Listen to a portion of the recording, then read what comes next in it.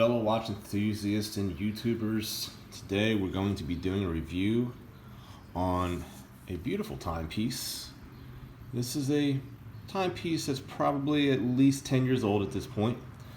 And I actually have what I call its, I don't want to say it's its twin, but it's at least its brother or sister, however you want to say it. The black-faced, but this one's not the chronograph, but they're both diamonds, bezeled. This one has more diamonds on it than this one, but this one's an actual chronograph and this one's not, so that's why they're both the same in price.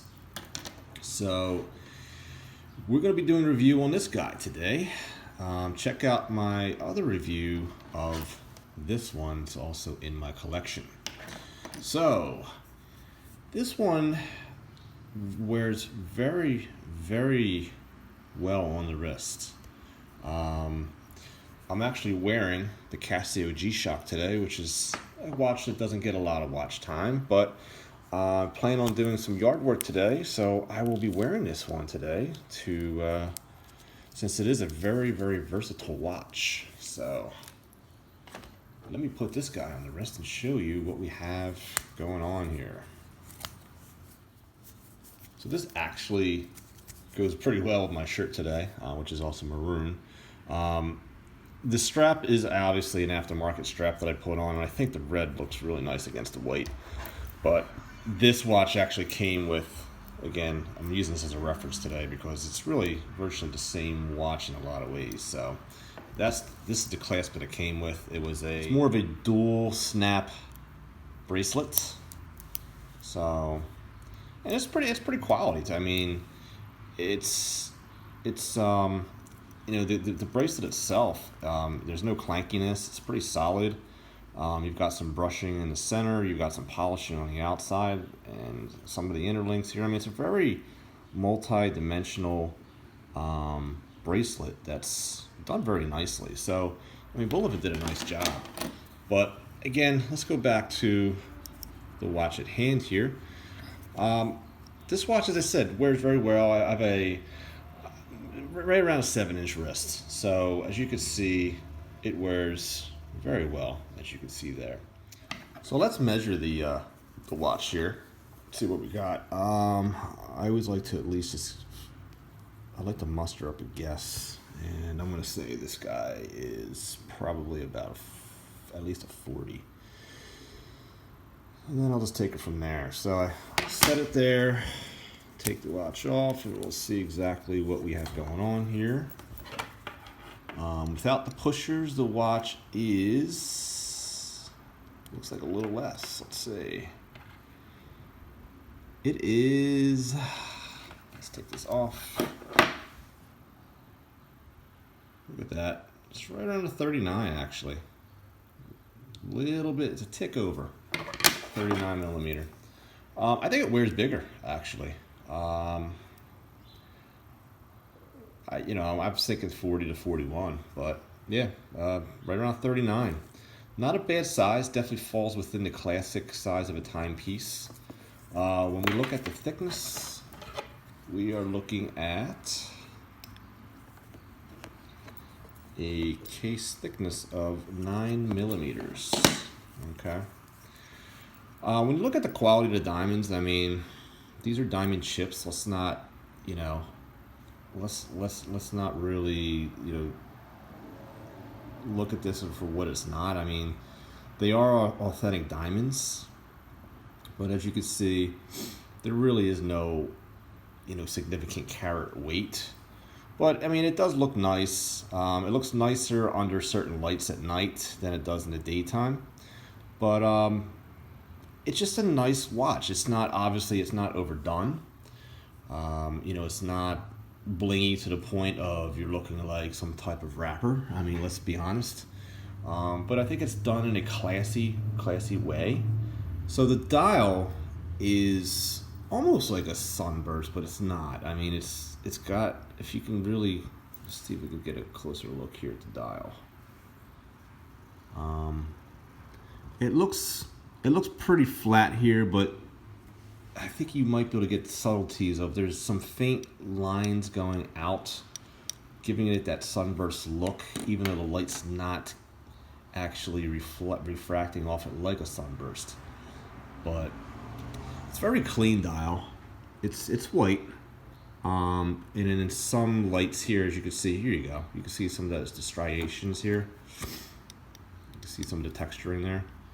In some lights, it looks kind of like a very light grayish. But it just, the watch really looks classic. It looks sophisticated. It looks like something that you can wear with a suit at a formal event. This isn't like your everyday watch, even though you can wear it that way. I mean, even on the strap here, you could definitely wear this with jeans and t-shirt. It's just not my opinion of an ideal everyday watch. This does have an actual chronograph function. You just hit the top pushers and you can see the bottom, your 1/120th of a second down there, and this hand will tick. So this is actually not your second hand when it comes to the time function. What we do is we stop it, reset it back to 0. And as you can see, when we press this again, because you can see right here, it's actually off, which I can actually fix. Because look at that, it's off by 1. I believe if we click it all the way out, there we go, you see? So you click it all the way out, and we could actually get this sub-second here aligned. And let me just get this hand out of the way so I can show you exactly what I'm doing here. So to adjust your watch, you could actually click your crown out. So what you could do is you can click your crown out to the second position, which would be setting the time, and use your bottom pusher to bring this back to 0.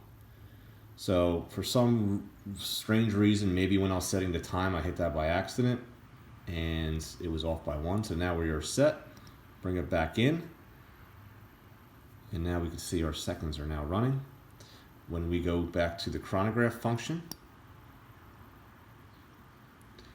what we'll do is we'll set it back to 0, which it is. There you go. So we are good here. All right. So that's your chronograph function. So what will happen is your minutes are up at the 12 o'clock, and you even have a 12-hour function here, which is pretty impressive for a chronograph. You don't always get 12 hours, but yeah, so there you go. This is obviously a quartz movement. As you can see here, the case back gets a little bit beat up when you're trying to replace batteries, because we have what's called a snapback case, and what you're doing is you're trying to find this little nook here, and then you get your tool and you get it in there, and you know, sometimes you can mangle this up. So I'm not a big fan of these snap cases, because you also need a press to get them back on, which I do have, and it actually looks like. So this would be a press to get the case back on. Basically, what you do is just put that there. You get the right die on here, and I actually have a video on that as well. So yeah, so this is a snapback case. Not a big fan of those. I'm really not. I prefer the twist off cases. You can put them on and off all you want without damaging the case. Here, you replace a few batteries and you're already mangling up the case, and at some point you're just really breaking in to the case in different ways that are just not. It's just. I've opened up some of these cases and other watches, and you're just completely mangling up the back of this case, and the lips starts to get very mangled and not pretty. It's more effort than it's worth. I obviously love automatic watches just because I don't have to change batteries, but if you do have a quartz movement, I would prefer the twist back, because you could just put them on and off all day long, no problems whatsoever. So as you can see here, there's applied metal almost like mini candlestick markers, and your luminescence on the outside, as you can see here. So there's right on the tip here, there's going to be your lume, and you have lume here on your hands, including your sub dials as well. Lume on this watch is not impressive. Bulova does not use super luminova. That's one drawback that I do have, especially when we're looking at a watch at this price point. This watch, brand new, was in the $550 to $575 range. I know you're paying for a lot of the diamond work, but I think you should definitely get some super luminova if you're going to be paying over $500 for a watch. That's just my opinion.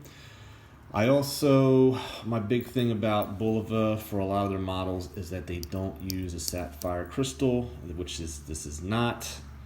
This is a mineral crystal, and mineral crystals are a lot more prone to being scratched, and they're not as durable. So they're my two drawbacks with this particular watch. And I would definitely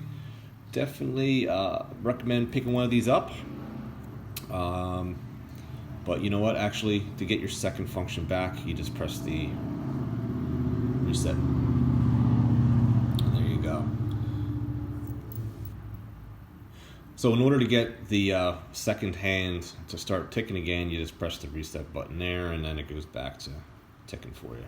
So, alrighty. So that's all I really have on this watch. This is definitely a beautiful piece, one that I'll be keeping for a long time. Action. Thank you for watching Average Joe Watch Reviews. Please like and subscribe and turn on those bells so you get notified for each video. Please share so that everyone else can subscribe and get notified, and you can spread the word of the best channel, Average Joe Watch Reviews. Please subscribe.